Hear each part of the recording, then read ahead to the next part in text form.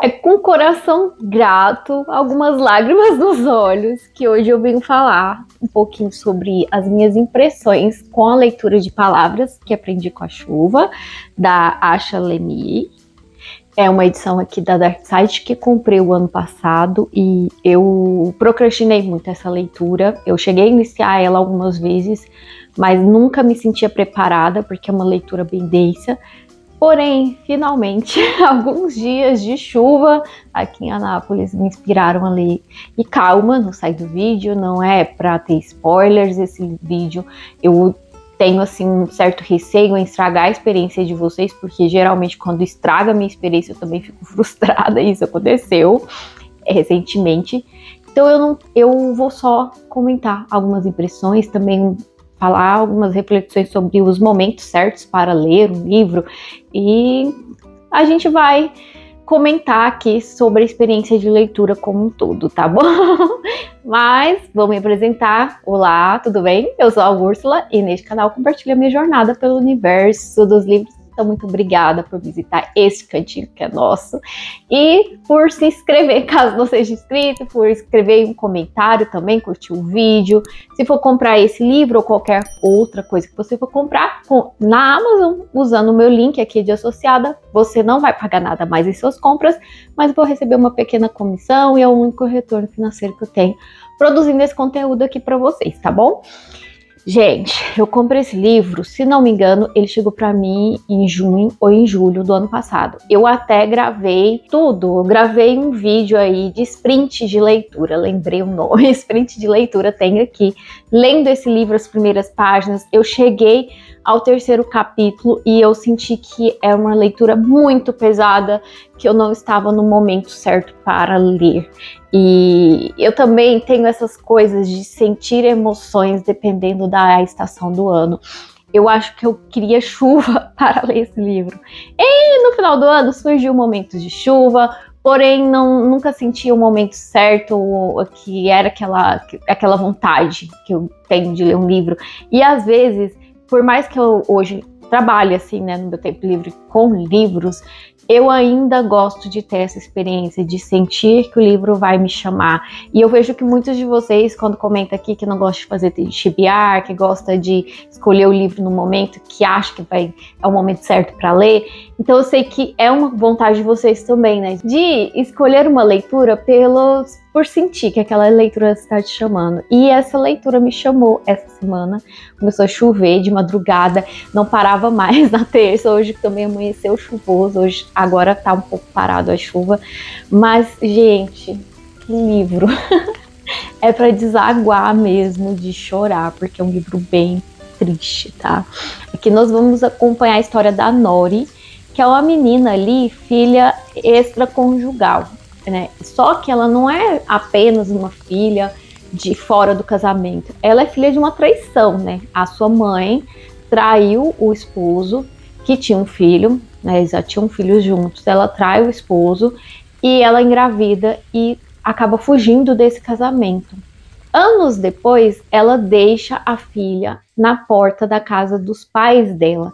E não é qualquer família, é uma família nobre, presente japonesa, né? E aí a avó odeia essa menina, porque ela, além de ser filha de um relacionamento extraconjugal, ela tem a pele mais escura, porque ela não é tão branca quanto a mãe e quanto a família ali, que é majoritariamente japonesa. Então ela é filha de um homem estrangeiro de pele escura. E aí, desde o início, do momento que ela chega a essa casa da avó, ela sente ódio em todos os lugares onde ela tá. Ódio injustificável, porque ela não tem culpa. E a única alegria que ela tem é os seus livros. Ela fica no quartinho solto, escondida. Ela não pode ir à escola, ela não pode se relacionar com outras pessoas. Muito triste. Ela chama Nori.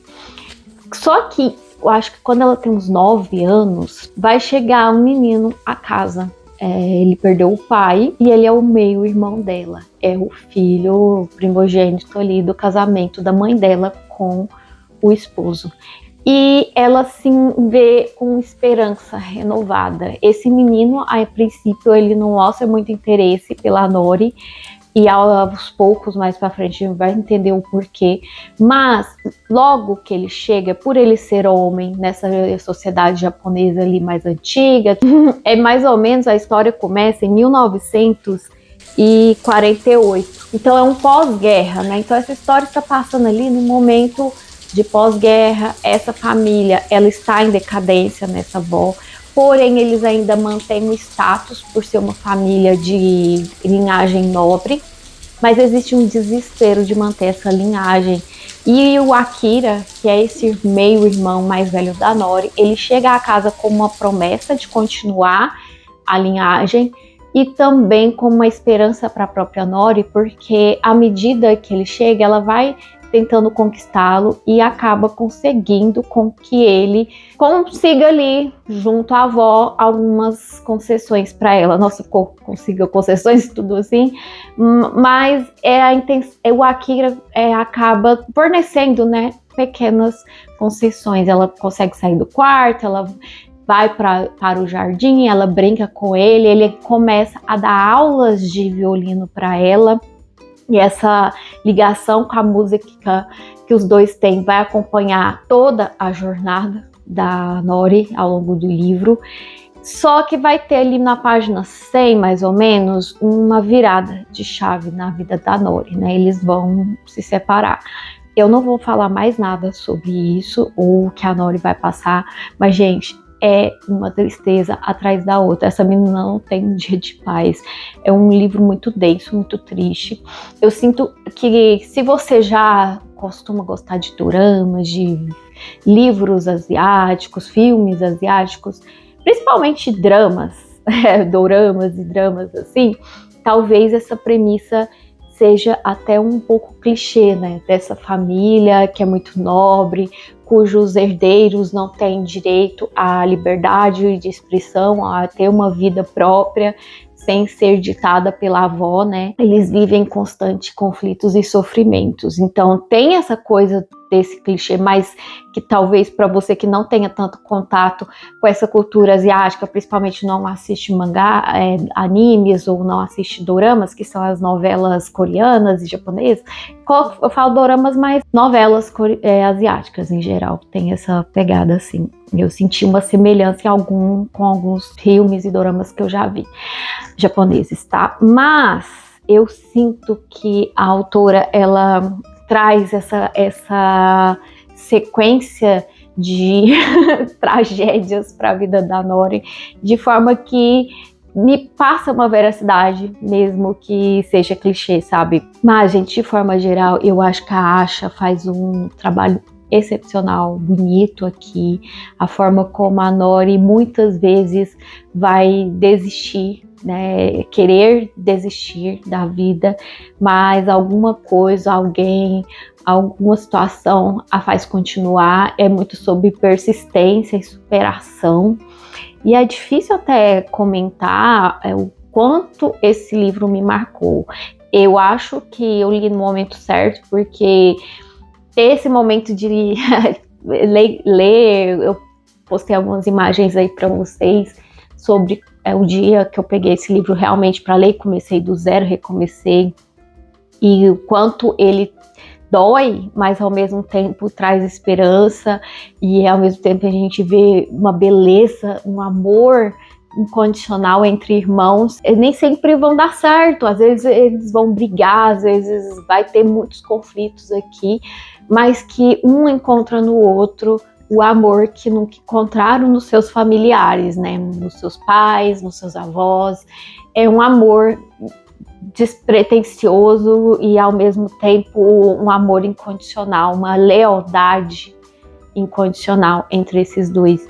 Além dessa lealdade entre irmãos, é também a questão da xenofobia, né? Do preconceito ao novo que o Japão enfrenta nessa época de pós-guerra. Então tem muitos conflitos, muita gente passando fome. Há um contraste que aparece em alguns momentos, né? A Nori retrata de como eles têm uma vida assim, embora muito triste, muito fechada, eles têm acesso a criados, as pessoas para cuidar da casa, enquanto outras pessoas estão passando fome. Além disso, tem a questão do medo do de fora, né? Então é tratado aqui em como a mãe da Nori e outras pessoas que vão visitar outros países se sentem livres lá fora e percebe que essa cultura é muito fechada, né? O Japão ainda é muito fechado para o mundo nessa época aqui.